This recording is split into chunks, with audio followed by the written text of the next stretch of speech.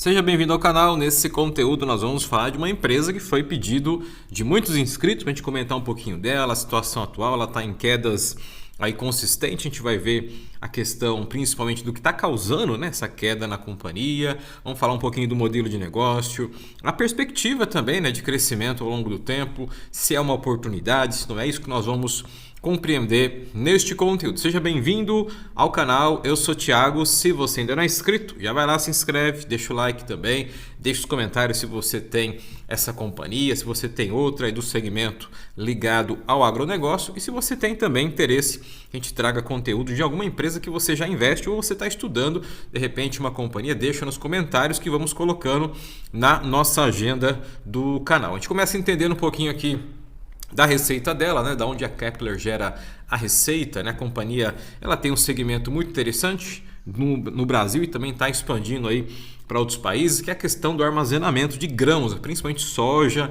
e o milho, tá? Quando você olha aqui de onde ela gera a receita, de onde vem o dinheiro dela, são as fazendas que representam 32% do negócio, depois tem agroindústria com 27%, depois nós temos ali embaixo reposição e também serviços, né? Que é a parte da manutenção dos silos, depois negócios internacionais, a empresa tem presença também internacional e depois por fim aqui a parte de portos e terminais. Então esse aqui é o modelo de negócio, está gerando em média aí quase 400 milhões de reais por trimestre de receita aqui a companhia. Quando a gente olha hoje o cenário hoje de participação, aqui nós temos um comparativo entre o primeiro TRI agora, 26, e o ano passado, primeiro TRI de 2025. Aqui nós temos um cenário que está impactando, que é o primeiro ponto, tá? Onde tem ali as quedas da companhia, temos aqui a fazenda, que representa hoje uma boa participação de mercado da empresa, está caindo 34%. Por quê? Os produtores rurais, principalmente ali de soja e também de milho, estão enfrentando dificuldade na questão das colheitas, né? Do safra deles,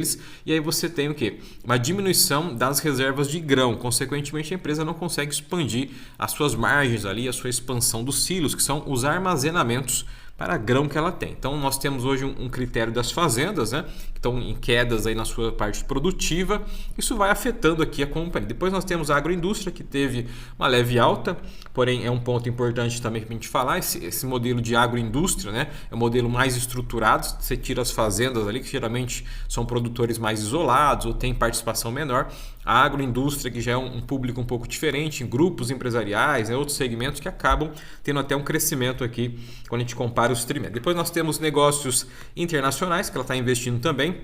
Aqui você tem uma alta bem expressiva, né? Apesar de não ser ali tão representativo ainda dentro da receita, você tem um crescimento forte nos negócios internacionais, 47%, e aqui a parte de portos vem caindo também, porque aqui em cima cai, né? Que reflete basicamente ali o escoamento das produções ali nos portos que a companhia tem. E por fim, reposição em peças também cai 16%, porque quando você vende menos ou tem menos uso, né, ali dos silos, da parte de armazenamento, você tem menos peças e menos manutenções preventivas. Então você cai em cima e cai embaixo aqui nesses dois requisitos da companhia. Saindo agora da parte do modelo de negócio, a gente entendeu ali como é que ela ganha dinheiro, de onde vem a receita dela, que é mais a parte dos armazenamentos de grãos, né, no Brasil, e também tem modelos de negócio em outros países. Aqui a gente fala um pouquinho da realidade, tá? Quando você pega aqui 2020, 2021 e 2022, você tem aqui um cenário de alta. Essa linha aqui reflete a alta principalmente nas margens, né? E também na receita da companhia. Então você vê que os anos que ela teve melhor desempenho começou ali em 2020, né? Meados de 2020, 21 e 22. Foi o pico ali de crescimento na margem líquida, a receita também, receita bruta e a margem financeira. Então você tem os ganhos aqui bem expressivos. Depois desse ciclo aqui, você tem as quedas, vem caindo aqui essa linha, e aqui 2026 é praticamente ali o fundo, né, quando você fala de margens, né? A receita ela até vem se mantendo em níveis aceitáveis, né? Depois a gente dá uma olhada no lucro da companhia, mas você vê que as margens caem, pressiona, né, o fluxo de caixa e o EBITDA da companhia. Isso aqui reflete diretamente no EBITDA. Então, o segundo ponto é as quedas das margens, né? A gente tem ali um modelo de negócio está sendo impactado pela questão hoje do produtor rural, e agora você tem a queda, né, bem forte aqui das margens, e para 2026 a expectativa do mercado, e aqui a gente olhando o gráfico já consegue entender que deve continuar nesses níveis de queda, né? Tem algumas casas de análise que estão precificando até um preço menor da ação aí para fechar o ano, outras mantendo neutra, mas a gente vê aqui que com a pressão das margens a empresa pode cair ainda mais a cotação aí no decorrer de 2026. Seguindo aqui, a gente fala agora um pouco do lucro, né? Que o lucro é importante.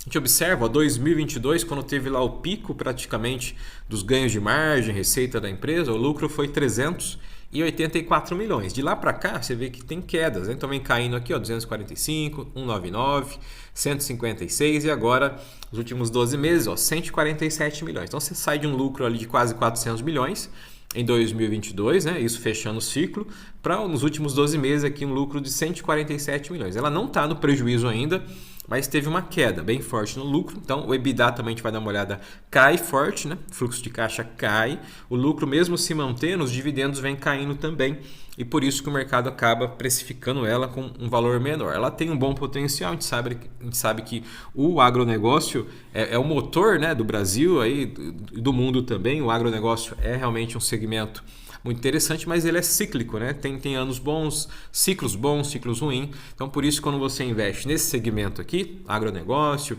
empresas expostas diretamente à produção, né? Escoamento, armazenamento, tem que entender os ciclos, né? Juros altos também é ruim, tá? Juros altos prejudica aqui esse segmento.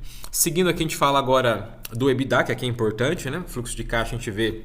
A companhia tem hoje uma dificuldade, o comparativo do EBITDA, ó, 52 milhões lá no primeiro TRI, caiu para 33. Essa tendência do EBITDA menor, né, já vai precificando também as ações da companhia. Então aqui é de 52 para 33 milhões a queda, né, do EBITDA, então muito forte de um ano para o outro, na comparação trimestral aqui. Outro ponto que nos chama a atenção é o CAPEX, que é o quê? Os investimentos que a companhia faz. Olhando aqui, a gente vê que até reduziu um pouquinho, né? Saiu ali de 17 milhões lá no ano passado, primeiro TRI, para cerca de 15 milhões. Então o CAPEX não é tão elevado, mas para o padrão que ela tem hoje, né? Ou seja, o EBITDA caindo ali, a expectativa de lucro menor nos próximos trimestres, esse investimento aqui de 15 milhões é significativo, né? Então você tira ali do seu fluxo de caixa e coloca para investir no quê? Modernização, que ela está fazendo ali, novos produtos, né? A parte de tecnologia, enfim. Então, olhando aqui parece que é pouco, né? Mas não é. Então, quando você pega 15 milhões de investimento, uma empresa que gera um EBITDA ali de 30, próximo de 40 milhões, é um investimento bem relevante, tá? Então, olhar aqui também essa parte do CAPEX, para você que está estudando, de repente, é entender que os investimentos, mesmo nesse cenário de dificuldade, a empresa vai continuar investindo, ela não vai parar, porque ela precisa, né, estar sempre atualizada ali, e isso vai tirar muito fluxo do caixa da empresa. Outro ponto também que é importante é o caixa dela. Mesmo com essa dificuldade, o caixa ainda se mantém interessante. Ó. Em dezembro de 2025 estava 316 milhões e agora 375 milhões. O caixa está legal porque o capital de giro dela ainda está forte, né? O capital de giro é aquele dinheiro que ela utiliza ali dentro de um mês, do outro, para fazer os pagamentos de fornecedores, investir, né? Utilizar na sua rotina operacional do dia a dia. Então você vê que o capital de giro está legal ainda, 42 milhões, o que deu uma fortalecida no fluxo de caixa aqui. Aqui está os investimentos que a gente viu, ó, que sai ali do caixa dela, ó, 15 milhões de reais, que é o CAPEX. Mesmo assim, o caixa está legal ainda, tá? Não está em níveis de declínio, mas olhando ali para o EBITDA dela, se mantém em quedas, o caixa vai diminuindo aqui aí nos próximos trimestres. Olhando aqui a parte agora da cotação, hoje o mercado precifica ela no nível de R$ 6,30, né? Tá aqui a cotação dela, ó, enquanto a gente está gravando aqui o conteúdo, né? Por volta do horário do almoço praticamente. Então você vê aqui, ó, uma queda dos últimos 52 semanas, a gente pegar aqui, ó, a mínima está 6,21, que foi a queda aí nas últimas 52 semanas. Então ela está próxima ali da mínima que ela atingiu nas últimas 52 semanas e a máxima está aqui, R$ 10,52. Então, olhando hoje para a empresa, é um valor barato, é baixo, né? Em comparação dos últimos anos aí que ela estava cotada acima dos 10, inclusive, mas assim, tem que tomar cuidado com essa questão do ciclo, né?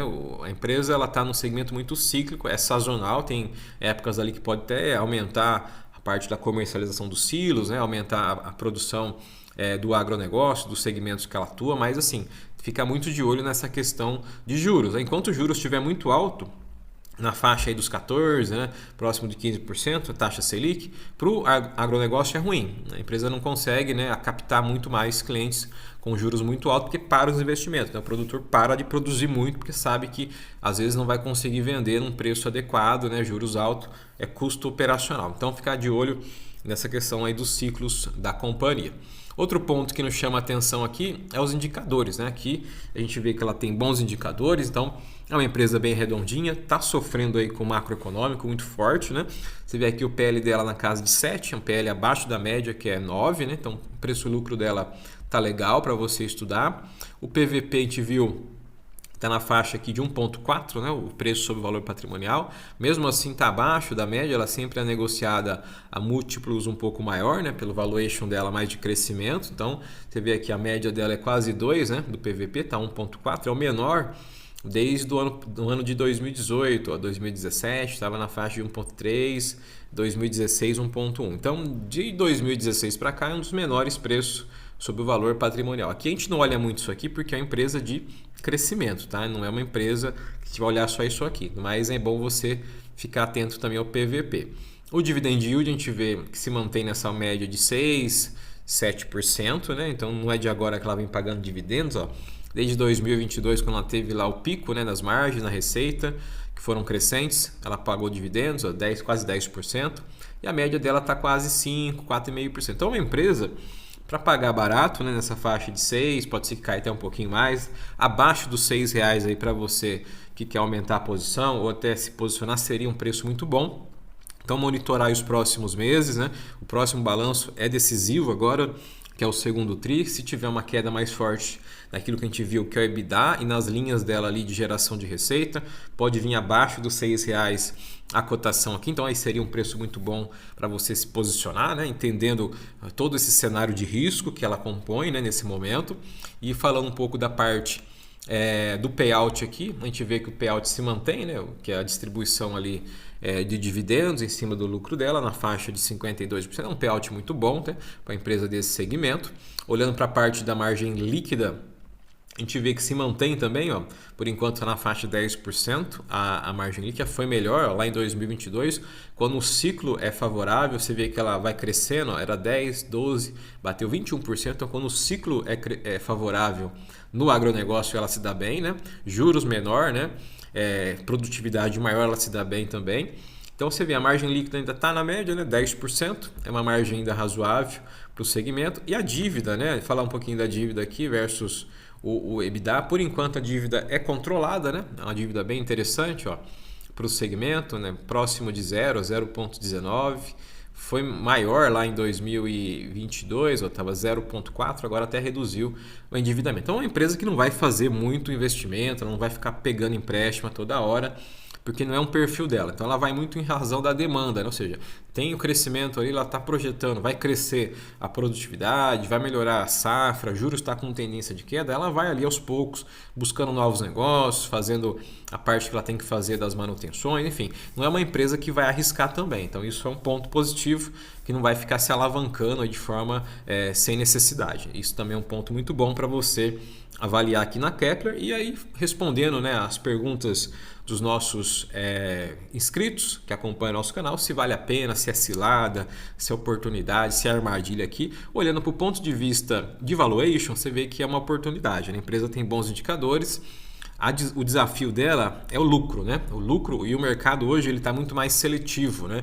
Então você observa que o investidor, falo mais o investidor não pessoa física nem tanto, mas o investidor mais que tem fundos, né? Que tem ali instituições por trás. Esse investidor ele olha muito a questão da projeção de lucro. Então não é só o valuation, né? Então você vê o valuation dela tá legal, mas a projeção de lucro e ali a receita pesa. Então, olhar para o ponto de vista de indicador, valuation, a empresa é uma oportunidade, mas o risco é o lucro, né? Então, assim, entender os próximos balanços. Eu esperaria, antes de comprar aqui nesse cenário, o segundo TRI, né? Vamos dar uma olhada no segundo TRI, depois a gente até deixa na agenda aí, se vocês quiserem reforçar no comentário. Ó, Thiago, tá chegando aí o segundo TRI, Porque a gente fala de muitas empresas, né, fora da nossa carteira, né, a gente tem uma carteira boa também, mas a gente fala de muitas empresas fora da carteira e a gente não consegue pegar todos os calendários, né? A gente até tenta fazer ali um mapeamento bacana, mas deixa nos comentários aí quando vai ser o próximo balanço da companhia, a gente deixa na agenda ali para não esquecer e trazer depois também.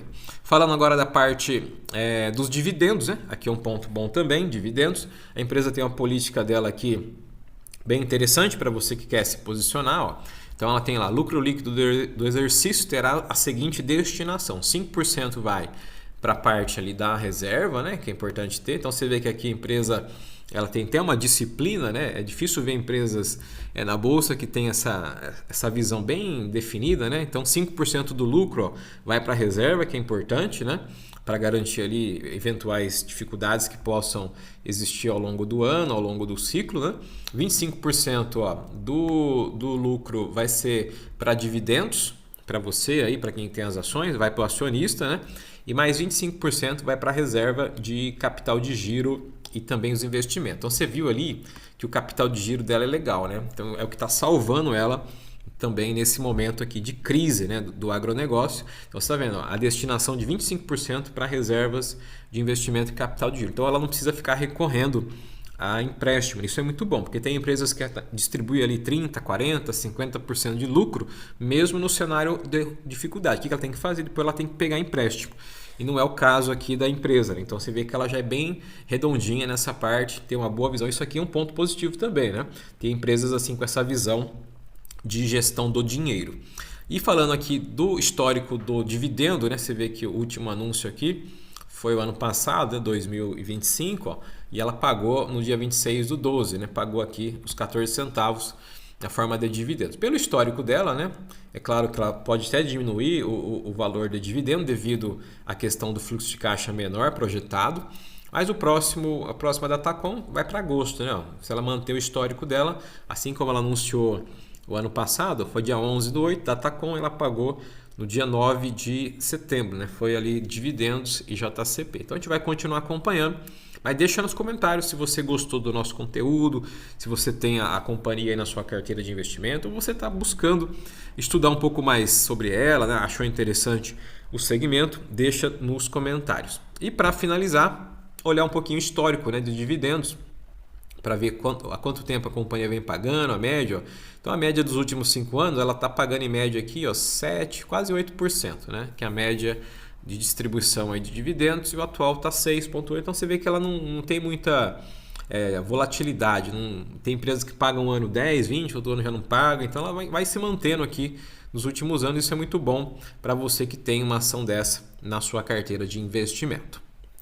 Então falamos nesse conteúdo, né, de uma empresa aí conectada ao segmento do agronegócio. O foco dela é mais a parte de armazenamento, silos, né, de grãos, foco mais em soja, milho. Mas a empresa tem outras linhas de negócio, tem também participação em outros países, né? Empresa bem conectada com esse segmento, vive essa dificuldade, né, infelizmente, do segmento do agronegócio ali, que está impactando ela. Juros altos, né, fazem com as pressões nas margens, né, tenham ali evidência direto na cotação da empresa. Mas surgindo novidades aqui, a gente vai trazer para você que acompanha o nosso canal. Se você ainda não é inscrito, vai lá, se inscreve, deixa o like também, deixa os comentários. Nos encontramos nos próximos vídeos. Forte abraço!